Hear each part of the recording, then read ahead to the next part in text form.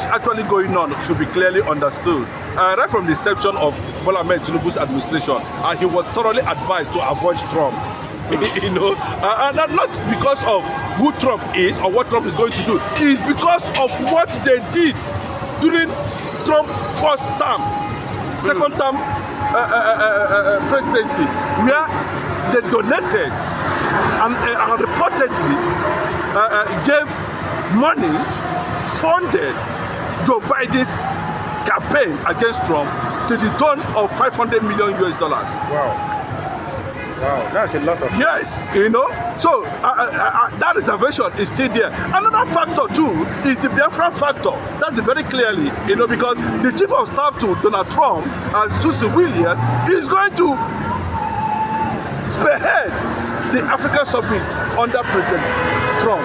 So you can see they are preparing Nigeria clearly for disintegration.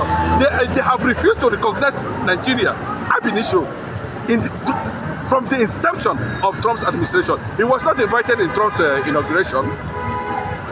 And this has severed the relationship between Nigeria and America, signaling that Trump is having a clearer picture of what he wants to do with Nigeria. And he first of all start to give you the signal that, you know, I am coming in another direction. And that is what it is. He invited so many African countries, and Nigeria being one of the commanding influence in Africa, I think our president deserves a space in that African leaders summit. Of course, Nigeria, the giant of Africa. Yes, but unfortunately, you know, that has never happened, and it looks as if it's not going to happen. Yes, President Bola Ahmed Tinubu tried as much as possible to use the French minister, Prime Minister, President Emmanuel Macron to launder Trump, but Trump have rejected anything that has to do with Bola Ahmed Tinubu. You know, and like I just pointed out, you know, maybe based on what transpired in the past, or because of, you know, what you want to do Nigeria. At the end of the day, there is issue of a very close ally of Donald Trump. Mazi Nnamdi Kanu is a close ally. So it got a lot of attention by appointing Susie Williams as the chief of staff to Donald Trump. And these are former lobbyists, US lobbyists and Biafra lobbyists in Donald Trump's government. Very influential woman, you know, and I think to an extent, Biafra is getting the recognition it required, and Donald Trump has continued to distance himself from anything that has to do with establishing or ongoing deep relationship with Nigerian government under Bola Ahmed Tinubu, you know, and that also may affect Tinubu's, you know, international image and acceptance as the next president of Nigeria. Seriously, you know, because most of these things count at the same time when you are not being invited in a global conference that is hosting top African nations, you know, and your name is not there, and giving you the role of Nigeria in Africa. So it's a very disturbing one for Bola Ahmed Tinubu, even though we are hearing that he has left St. Lucia to Brazil to join in the BRICS summit that is going on. Then what is BRICS is all about? BRICS is a communist currency. A communist currency. That's the way I would define it. You know, that has been built to see how they are going to tackle down the pounds, the British pounds, and the US dollar, and make it a global acceptable, you know, money. But I don't know how successful that is going to be. But for me, it looks like Bola Ahmed Tinubu, who has also instructed his vice president in the past to attend a similar summit some time ago, you know, might be aligning or chasing the chaff at the end of the day. The end of Nigeria can be predicted or unpredictable if we continue, if the nation continue to witness, you know, global unacceptable presence with the way things are going now, currently now, under Bola Ahmed Tinubu APC-led administration. It looks like, Donald Trump does not like APC. I'm not even talking about APC. There are so many, policies and agencies being supported by his administration, especially with the killing of Christians in Nigeria. It has been reported and discussed right there in the Oval Office of the US President Donald Trump, and a lot of things are ongoing underground.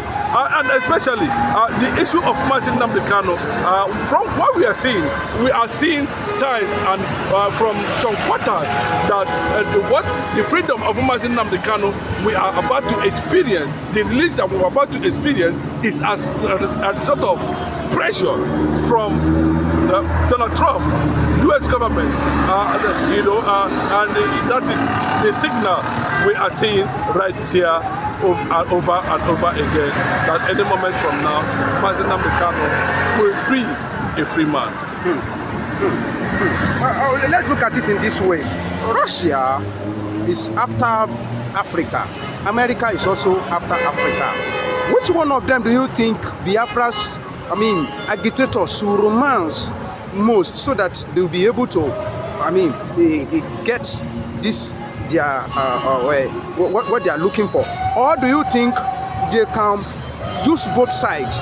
They can be in the way that both sides will be beneficiary to the actualization of Biafra emancipation? Yes, that's the end of ECOWAS. ECOWAS has finally collapsed, and I don't think that Bola Ahmed Tinubu was able to bring back the Sahel, a confederation back to ECOWAS. And the newest country now, the world is looking, and I'm talking about, even though I've seen in some occasions where Biafra was being referred to during Ibrahim Traore's speech, the current head of junta in Burkina Faso. But the thing is that, the Biafrans have already aligned with the U.S. concept, and of course the Israeli, agenda at the end of the day, because of the nature of the nation, the geographical nature of the nation, and what the people seem to be representing globally.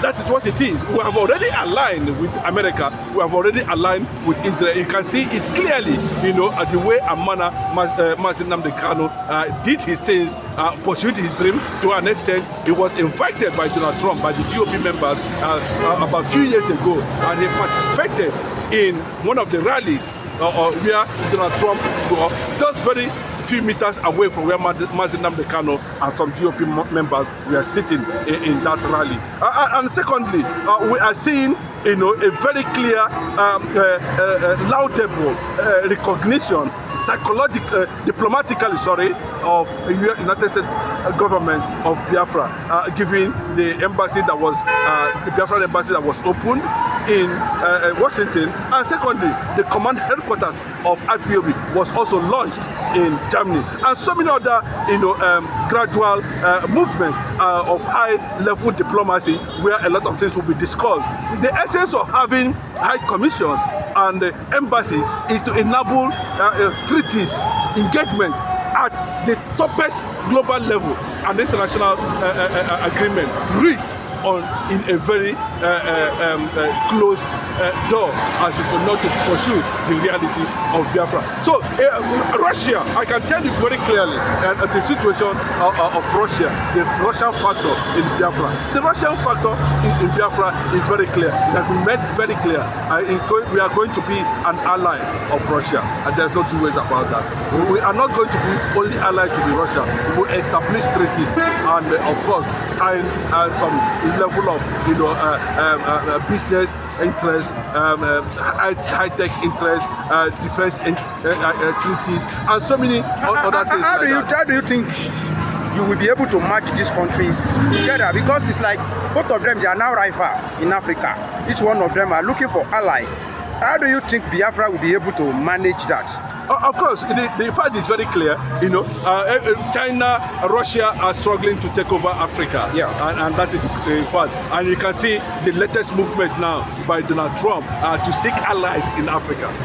You know, so on doing that now, and for the fact that he's even campaigning. I remember that Ibrahim Traore is even campaigning that they should make Igbo language and one of the official languages in Africa. Wow. You know, yes, he said it is already there, it's trending.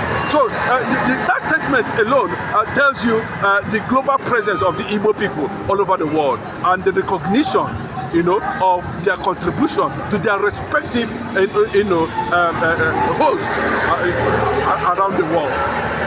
So based on that, you know, and our alignment is very clear.